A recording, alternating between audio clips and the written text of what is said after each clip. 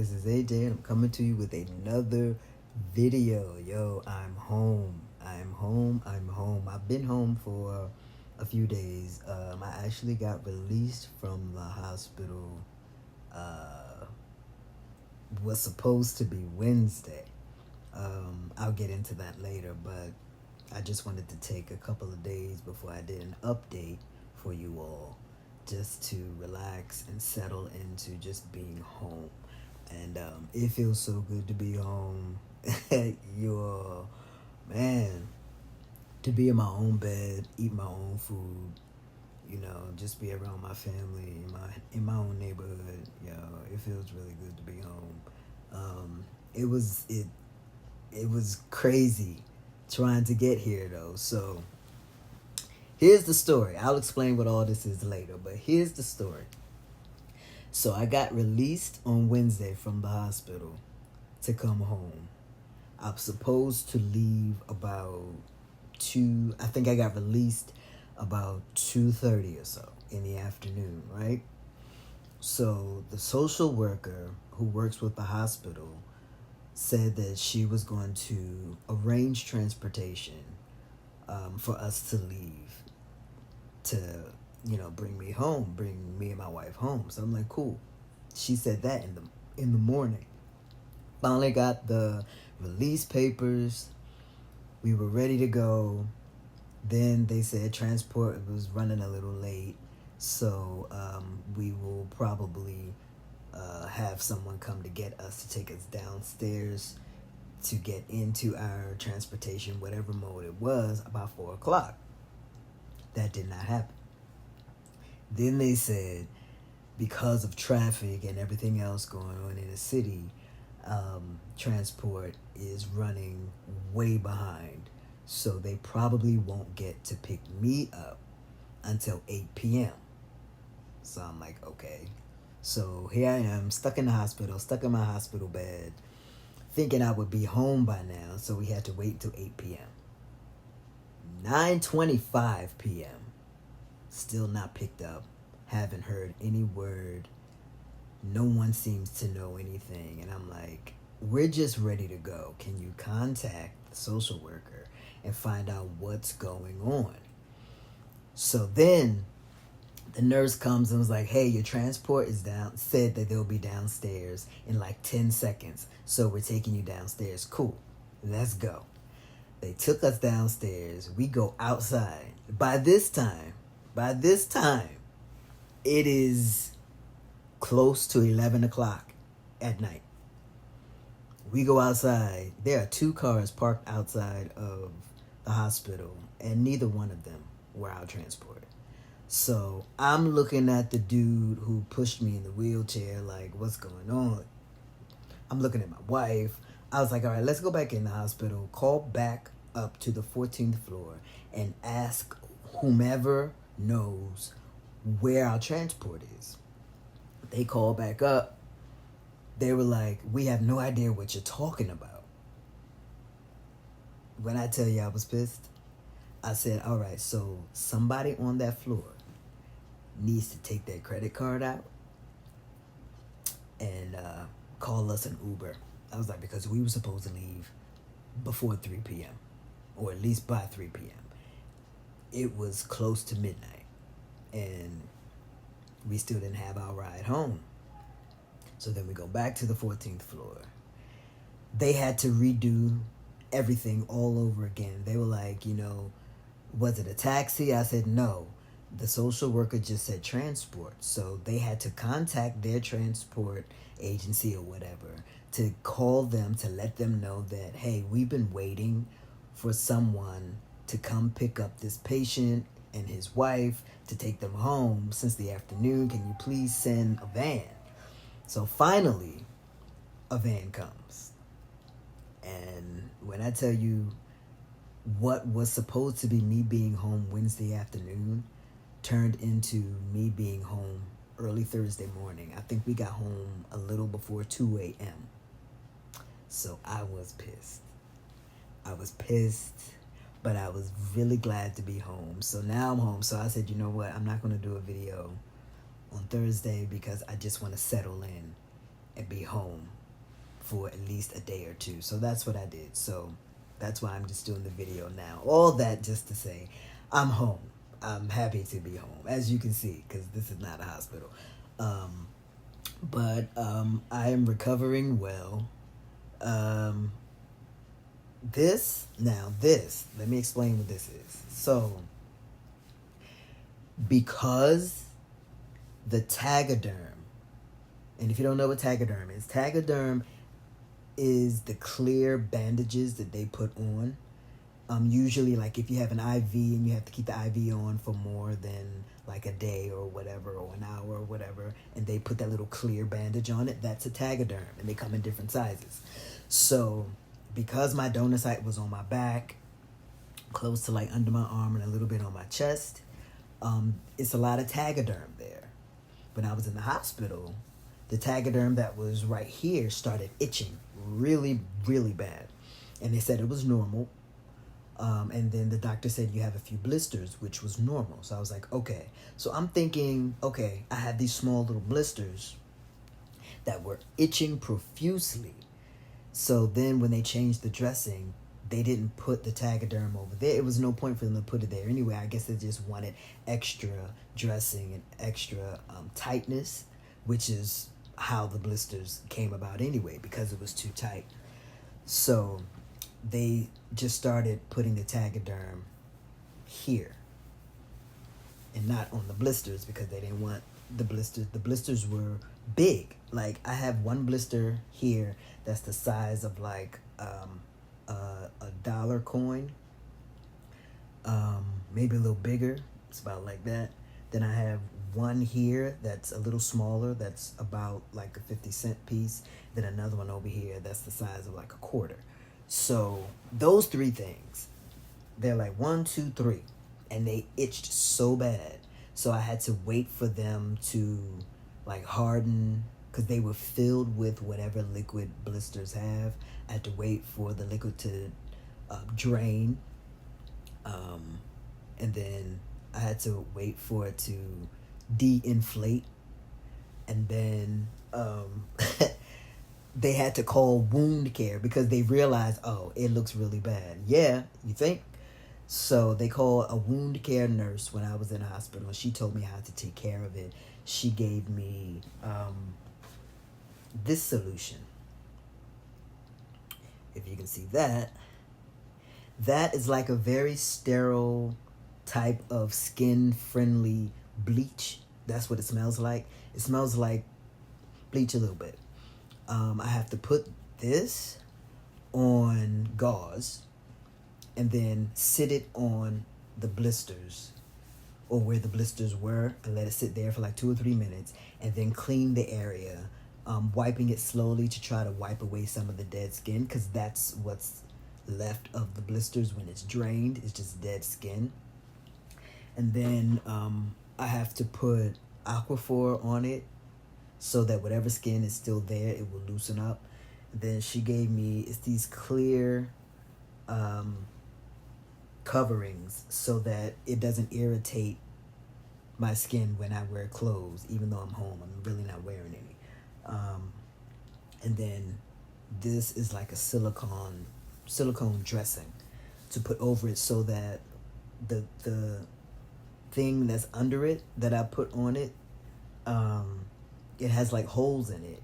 So this dressing will absorb whatever comes from the blisters. So that's what this is. So I have to continuously wear these. This lasts for like 3 days. So I keep this on for 3 days. And then every 3 days I take this off and I do it again, do the wound care with the solution again. So, I mean, it's just a lot, y'all. It's a lot. And that's all from the blisters. And when I tell you they itched. And I do have some blisters on my back. But the doctors, when they did the change of the dressing, they put gauze over the blisters on my back before they put the Tegaderm on it, so that way I don't feel it, because it was getting stuck to the I have bed pads on that they called chucks. They were getting stuck to the chuck. So you would have to peel me off of the chuck. Yo, it was just crazy. It's a lot. It's a lot, but you know, that's what happens. At least that's what happened to me. I'm just giving you my experience. So don't just think, oh, this is what happens when you have MLD Phalloplasty. No, it might not be. It was just my experience. But I do have the Tegaderm from here all the way around. On my left side, it's under my arm. What I didn't know is that I have staples on this side, under my arm, going all the way down on this side of the donor site. Hopefully, which will be removed this upcoming week. And then I have more of my site, the surgical site, going behind my back, and then that's the donor site for my penis, and then the graft site is on my left thigh. It's further. I thought it was like on the side of my thigh. It's going further toward my buttocks, but it is, you know, it starts on the side, but it goes through. When I tell you all, that is the part that hurts the most. Because when I have to lay down, when I have to get up, that part of your thigh is what you use. So it's like I have to do it very slowly, very meticulously. It hurts. So, you know, getting into bed, my wife has to help me. So I have to sit down and kind of lean to my right side. And then she has to like take my legs and shift them over. And then I can like pull myself up with my arms. So it takes a minute. And I do have a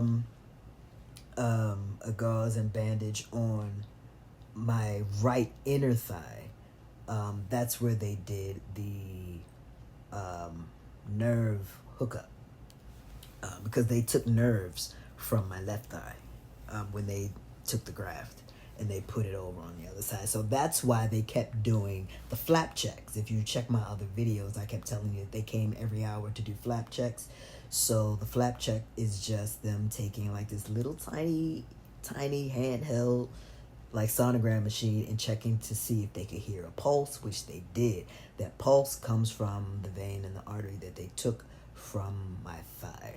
So now that I'm home, I don't have to do that type of flap check. But what I have to do is check my penis. So I have to check to make sure that the coloring is good, which it is. And I have to make sure that it's warm, which it is. I still have to wear the donut, and I still have to wear the bucket. So I'm at home with this donut and this bucket. Yo, it's crazy. Do you know how hard it is to try to bathe yourself with one hand holding a donut and a bucket? It's crazy. I took a picture. I'm going to post a picture at the end of this video of me laying down with this donut and this bucket. So the donut is like a light purplish color. And then it's like it looks like a little small popcorn bucket. Honestly, that's what's covering the top of my penis. So I guess that's to just make sure that it stays warm and immobile, because they don't want it, because of the sutures, they don't want it hanging down because gravity makes it heavy. So it has to sit up, which means I always have to hold it when I'm standing up. And then when I'm laying down like this, the donut just holds it up and then the bucket covers it. So when you have phalloplasty, I remember this even with my metoidioplasty, you cannot sit straight in like a 90-degree angle. You can't. You cannot sit like that. Nope. You have to slouch if you want to sit, which basically is just laying like I'm laying right now. So it's either standing up or laying down, because you don't want to mess up the sutures. You don't want to aggravate any site. Like, no. And I'm like, I waited long and hard for my penis. I'm not doing anything to mess it up. Even when I like go to the bathroom, sitting on the toilet, it's like, it's hard to sit. Mainly because my left knee really, really, really hurts. And I'm guessing it's because they had to take the nerve and, a little bit of the artery and the graft from my left side. But my left knee, it feels like I had surgery on my knee. So it's very hard to bend. So sitting hurts. So it takes me a while. But because my toilet is low, it takes an even longer time. And, like I tried to sit today to go to the bathroom, and it was like I felt this small little pull, like in my penis. And I was like, nope, I do not want to pull a suture. I'm not doing that. So, needless to say, I did not sit to use the bathroom. You let your imagination take you where it will. So, but I went to the bathroom. I just didn't sit. So, I still have the big, what do you call this thing? Catheter. I keep forgetting the name of this thing. I still have the big catheter. Hopefully that will be removed when I go to the doctor in a few days. I'm hoping, because it's such an inconvenience carrying this thing around. It's not the kind that they can, put on your leg. It's the kind that you literally have to carry. And it is, between holding that, then holding the donut, then holding the bucket, it's just crazy, so yeah. But when we left the hospital, they gave us a lot of things. They gave us a lot of gauze. They gave us a lot of the Tegaderm, and a few other things, because they knew that I would probably have to change the dressing, which I have on my leg. Now, I'm not going to attempt to do anything on my back. Whatever dressing is there, it's there.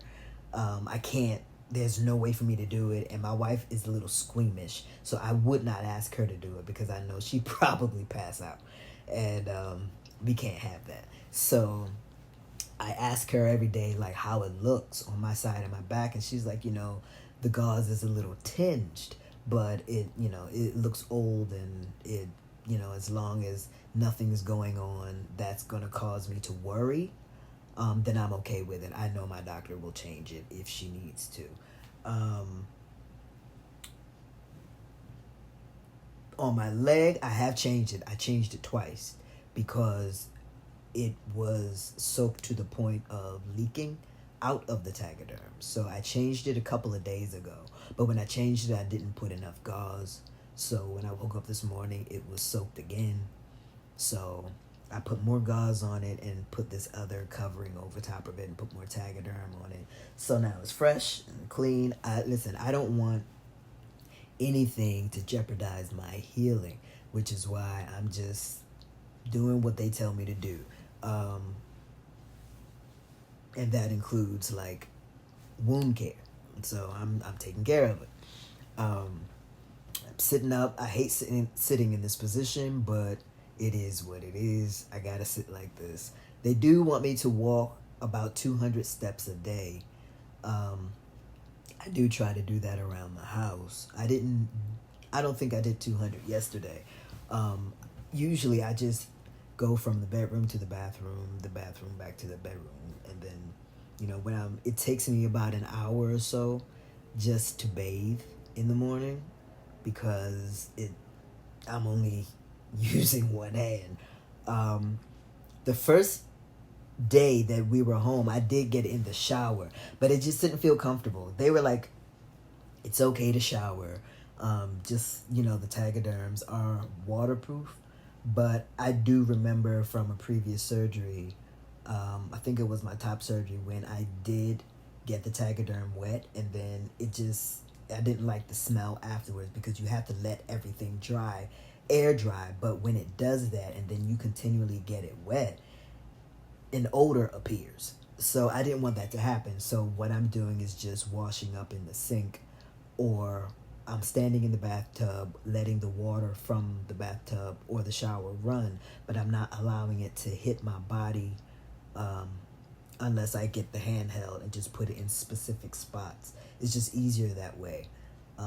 Instead of worrying about, okay, is this going to smell in a couple of days? So it takes a while. It takes an hour, maybe a little over an hour for me to bathe in the morning, but it's all right. It's part of the process, and I'm here for it. I do look at my penis every day. I'm very happy with it. it's just amazing. The body is amazing. I looked at my penis today and I'm like, wow, my penis was made from the skin off my back. Like, literally from the skin off my back. And that is amazing to me. And it's adapting. The first time I saw it in the hospital, it wasn't as dark as it is now.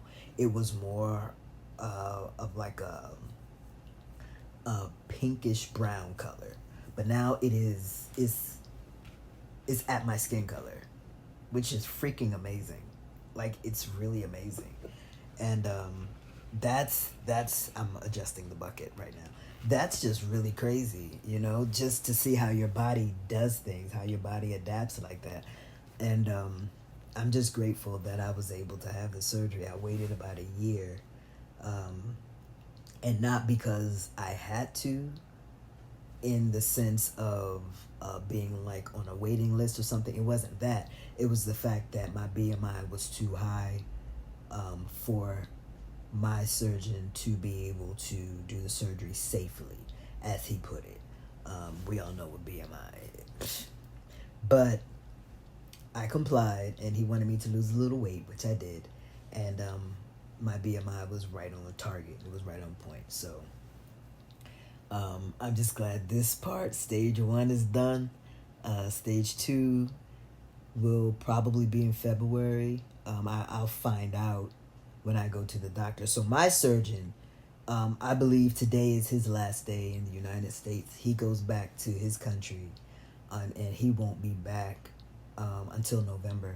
So more than likely, when I go see the doctor that works with him at my other doctor's office, she'll probably tell me to make an appointment to see him in November. But, you know, she's taking care of the aftercare with him.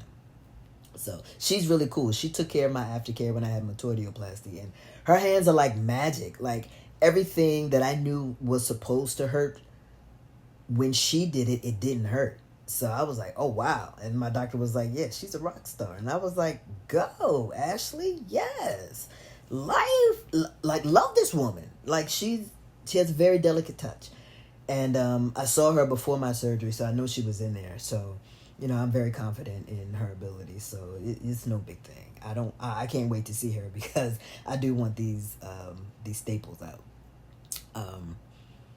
Because they don't itch, but they are making the skin around them itch, because they're pulling the skin together so that it could heal. And my back itches, yo. My back itches, and I thought it was because I had blisters, you know, which I do on my back. But it's itching because the tegaderm is starting to roll. And when it's rolling, it's like pulling my hair on my back a little bit, which makes it itch. So it's a lot going on, y'all. It's a lot going on. But the good thing is I'm healing well. I'm recovering well. My penis looks great. I'm absolutely amazed. And I'm doing well.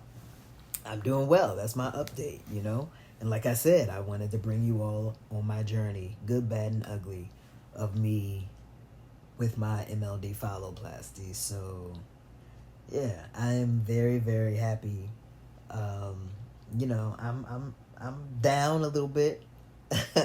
You know, I'm on lockdown. I really can't go anywhere, because I have to take my donut and my bucket everywhere I go. And what am I wearing? Like, what can you wear that would accommodate this donut and this bucket? It's nothing. When I left the hospital to come home, I was still in a hospital gown. They were like, just wear the gown home. So I was, you know, that was one good thing about coming home at 2:00 in the morning. Like, nobody was outside. So, so I guess in that respect, it worked out. But I was still pissed that we had to wait that long to come home. But there's no clothes I can put on. None. I can't wear underwear because I can't let my penis hang down. And I don't have, and they asked me, like, do you have the underwear with the hole in it? And I'm like, no, I don't. I did, but they don't fit anymore. and then I wouldn't be able to get them up anyway over the catheter. So they were like, just make sure to keep the donut in the bucket on at all times. So yeah, I'm just laying here. Honestly, y'all, I'm butt naked. I have I have no clothes on. None. Since I've been home, that's it. I took that gown off, and that's all she wrote. It's just me laying here in all my goodness, all my glory, like I was just born. So yeah. And I mean, it's good thing it's hot anyway, so I'm just laying here in the buff with my donut and my bucket. Those are my clothes, my donut and my bucket. I need to make that a song. That sounds like a country song, doesn't it? I'm lying here with my donut and my bucket. Like, oh my gosh. But yeah, I'm here. I do have to take antibiotics twice a day. The blood thinners that they gave me in the hospital in a syringe, in a shot form, I have to do still as a shot. So every night I have to take a blood thinner. These syringes that I got from the pharmacy that already have the medicine in it, and I just take the shot. I put it in my stomach. You can either put it in your stomach or your arm. I can't reach my arm, so I put it in my stomach. I take Tylenol when needed. It hasn't really been needed, and I take Oxy if I'm in pain. The last time I took Oxy actually was last night. I was in pain last night in my back. My back was hurting. It just felt very, very tight, and I didn't like the way it felt. And I don't really like taking Oxy because, honestly, Oxy doesn't work for me. Oxy is supposed to relax you to the point of going to sleep so that you don't feel pain. That's what it is. But what it does for me, it relaxes me, and I feel sleepy, and I want to go to sleep. It just doesn't allow me to sleep. And then by the time I'm ready to go to sleep, it's been like 6 hours and the pain is back. So then I have to take another Oxy? Like, no, I'm not going to do that. So I take Oxy only if I need to. Honestly, I take it when my wife tells me to, because she's like, nope, you're going to get some sleep tonight. Just do whatever. I also take Benadryl for the itching that I have on my back, and that helps.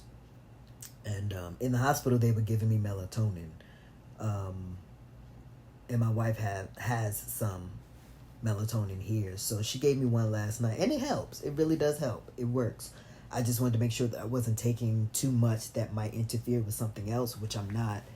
But I just take what my doctor prescribes. I drink as much water as I can.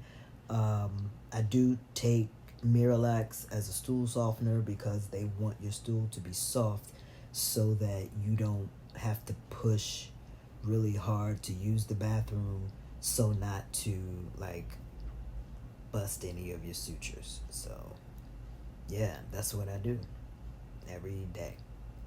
And I lay here and I either read or I look at television until the television looks at me. And that's it. That is absolutely it. But yeah, that's my update, you all. I'm home. And I'm glad to be home. So yes, I am I'm done. Done with this video. I'm hungry now. So I'm gonna have to slowly get up to get something. My wife went out for a minute to get her prescription, and then she'll be back. But I told her, just stay out. It's not like I'm gonna need anything big. I have everything I need in arm's reach. So, and then I knew I was just probably gonna take a nap anyway. So she'll probably be out for a couple more hours. But yeah, that's it, you all. So thank you so much for following this journey. I know this video was long, but once I get talking, I had a lot to say. I had a lot to tell you all. And when the time is right, I will show you pictures of my donor sites. I don't, of course, really can't see it now because it's just, they're all bandaged up and I really can't reach them anyway. So I'll do that at a later time. But I will post a picture of me with my donut and my bucket after this video. It's hilarious, yo. It's crazy.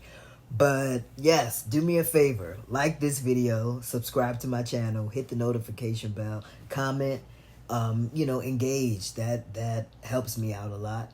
If you have any questions about my MLD Phalloplasty, about my transition or transitioning in general, let me know. Hit me up in the comments and I will answer you either in the comments or I'll do a video about it, all right?